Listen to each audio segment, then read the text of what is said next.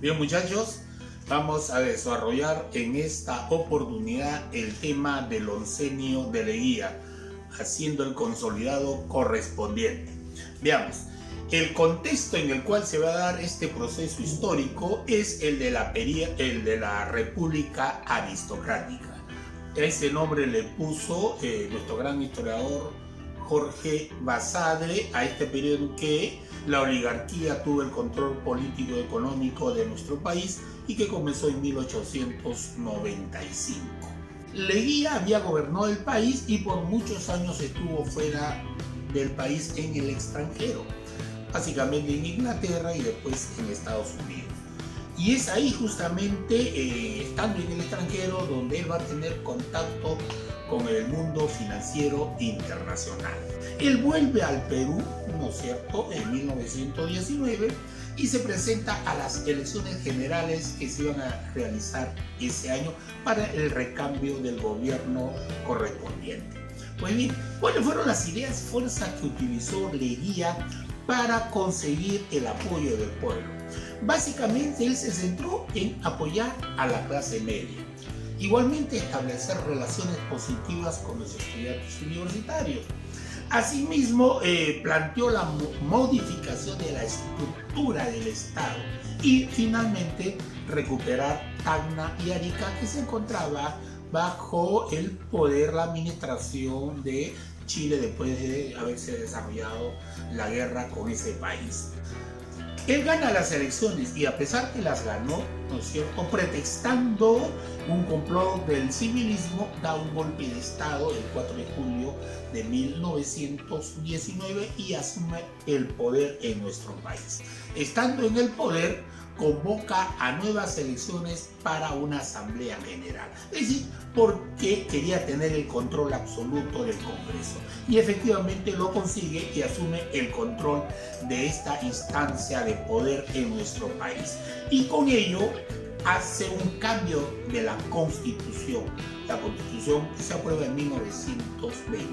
¿Qué puntos establece Leguía, hace aprobar Leguía en esta nueva Constitución?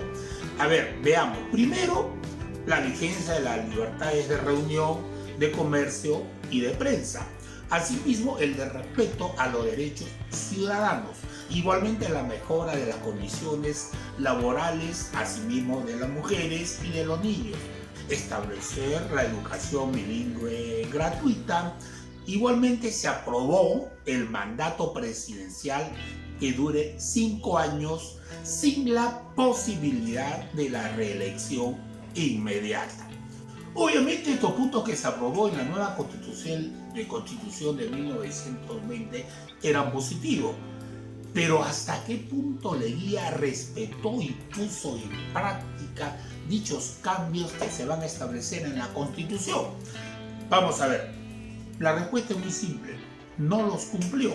Por ejemplo, en 1923, antes que termine su mandato, él modifica la Constitución para permitirle una reelección inmediata por única vez. Y gana nuevamente las elecciones en 1924. Pero en 1927, nuevamente, pretextando la necesidad de realizar las obras que estaban inconclusas, vuelve a modificar la Constitución y establece la reelección presidencial. Entonces, como ustedes ven, no cumplió, ¿no es cierto?, lo que él había establecido en la Constitución. Por el contrario, fue un gobierno que atropelló la ley y, obviamente, los derechos ciudadanos, reprimió fuertemente a sus opositores. Para encubrir su rasgo eminentemente populista, más que de un presidente preocupado por lo social, desarrolló un discurso indigenista, ¿no es cierto? Es decir, de supuesto apoyo y reconocimiento del campesinado. aprobando el reconocimiento de las comunidades indígenas, por ejemplo, la creación del patronato de la raza indígena y el establecimiento del Día del Indio los 24 de junio de cada año. Evidentemente no había una intención sincera y real de reconocimiento y revalorización del mundo andino, sino simplemente buscar un apoyo a sus acciones de gobierno que él realizaba. En el aspecto político, hay que reconocer, hizo grandes cambios, grandes transformaciones. Veamos, la modernización del Estado. Era necesario modernizar el Estado si queríamos estar dentro de un sistema económico financiero. Correcto, por lo tanto el Estado tenía que estar presente. Y eso significaba el establecimiento de una burocracia estatal que le permita al Estado estar presente fundamentalmente para el recojo de los ingresos. Correcto, aumentó entonces el número de empleados públicos. La recaudación estricta de los tributos fue muy necesario porque se requería de grandes ingresos. Y obviamente la inserción del Perú en el sistema económico internacional, básicamente a través de dos acciones económicas. La primera, desarrollo en préstamos, ¿correcto? Y la segunda, el fomento a las inversiones extranjeras. Obviamente estas políticas de empréstitos provocó que la deuda del Perú aumentara significativamente. ¿Era necesario los empréstitos? Era necesario la inversión extranjera, por supuesto que sí. Per se estas acciones no son malas, depende el uso que se le va a dar a estas acciones económicas, ¿no es cierto? Y obviamente Leguía lo utilizó para desarrollar grandes obras públicas y no para el fomento de un desarrollo económico sostenible que permitiera que el país creciera en forma horizontal.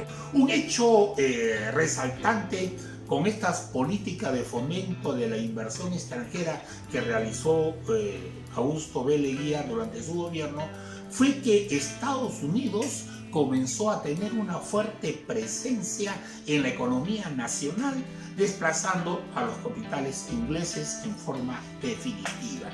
Por otro lado, también creó el Banco Central de Reserva en 1922, que centralizaba la emisión de billetes con el debido respaldo de la reserva de oro y de divisas, con un control monetario, ¿no? Que es el objetivo del Banco Central de Reserva. Igualmente, el estímulo a las actividades económicas, principalmente a la industria y a la construcción. Pero a pesar de esto, en el Perú la minería y la actividad agrícola continuaron siendo la base de la economía nacional, como es hoy en día, ¿no es cierto? Pues bien, entonces todo esto que hace en lo económico, siempre hay que reconocer, generó una modernización del Estado que no fue en beneficio de nuestro país en su conjunto. En cambio, desarrolló una política agresiva, opresiva, autoritaria y de favoritismo a aquellos que lo apoyaban y de fuerte represión a aquellos que eran sus críticos fehacientes. Pero hay algo también que hablar en este gobierno del oncenio de Leguía, y es referente a la resolución de conflictos limítrofes que tuvo, ¿no? Básicamente con Colombia, ¿no es cierto? Y con Chile. Bien, entonces veamos en qué consistió básicamente estos acuerdos a los que arribó Leguía y supuestamente solucionó estos problemas limítrofes. Bien, el Perú durante toda su etapa ha cedido territorios, ¿no? A lo largo de su historia. Ha cedido territorio a Ecuador, a Colombia, a Brasil, a Bolivia y a Chile. Prácticamente con todos nuestros países con los cuales tenemos límites. Pero durante el oncenio de Leguía se solucionaron dos problemas, con Colombia y con Chile. Con Colombia se firmó el Tratado de Salomón Lozano en 1922, por el cual Perú se dio la región entre el río Putumayo y el río Caquetá.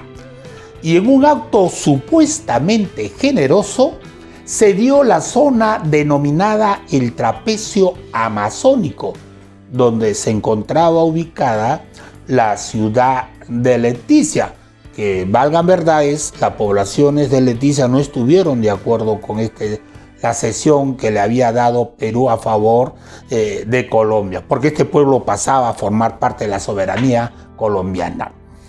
Este trapecio amazónico que le cede el Perú le va a permitir a Colombia tener acceso al río Amazonas. El Perú solo obtuvo el pequeño triángulo de Socumbios y el reconocimiento de la soberanía peruana de la margen derecha del río Putumayo, ¿no es cierto? Un tratado que aparentemente conseguíamos algo, pero sin embargo después este trapecio, este pequeño triángulo de Sucumbios va a formar parte de la soberanía ecuatoriana. En la práctica no se obtuvo un buen tratado de límites, ¿no es cierto?, con Colombia.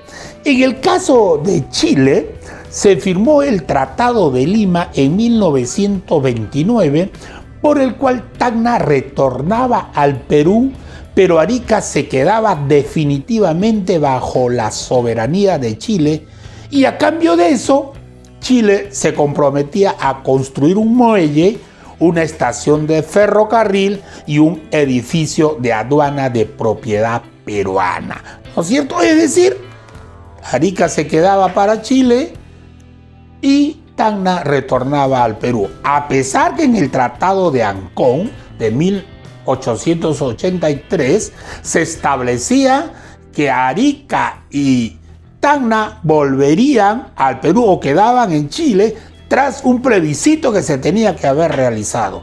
Y este plebiscito nunca se llevó a cabo porque Chile se opuso y por el contrario desarrolló una política que se denominó de chilenización, ¿no es cierto? Es decir, de reprimir a los peruanos para que salieran y de llevar chilenos a que habitaran esa zona. Pero como no lo pudo hacer, no lo pudo conseguir, siempre evitó cumplir con lo que se había establecido en el Tratado de Ancón, ¿no es cierto?, con el plebiscito, hasta que se llegó a este acuerdo que va a establecer Leguía, cediendo Arica definitivamente para Chile y solamente Tacna retorna al Perú.